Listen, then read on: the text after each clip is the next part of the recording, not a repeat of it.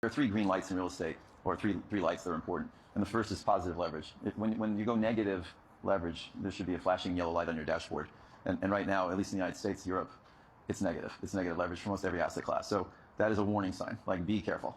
When you have positive leverage in growth countries like the United States, eventually you'll get paid to hold the real estate, and eventually growth could bail you out.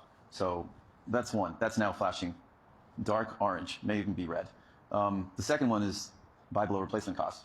And that's important because you could have positive leverage, but if you're paying $1,000 a foot for a building that costs $500 a foot to build, people will come in and keep building and arbitrage the gap away, and you'll pretty soon have 35 new projects underway, and rents will come down, and you'll soon have negative leverage because rates will fall. So it'll induce new supply. And you're protected. On the other hand, if you buy below replacement cost, rents have to rise in order to induce new supply, right?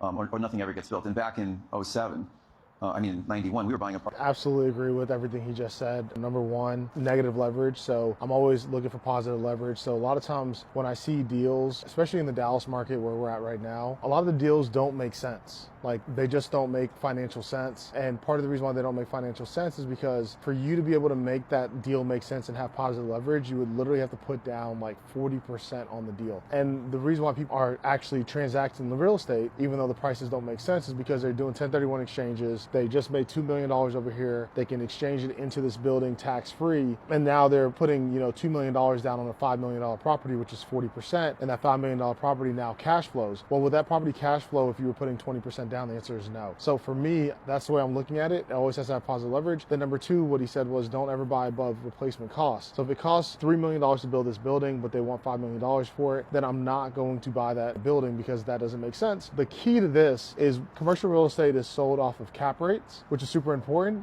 But if you check the price per square foot and you compare that to other comparable properties, that is the key to tell you whether or not the rents in that current building are overpriced or they're getting more above market rents. And if they're getting above market rents, that is not a building that I want. I want a building that they're getting below market rents. I can add the value into the buildings, not where I'm overpaying for a building because they're getting above market rents. Because if a tenant left, can I replace that tenant with somebody else paying above market rents? That's questionable.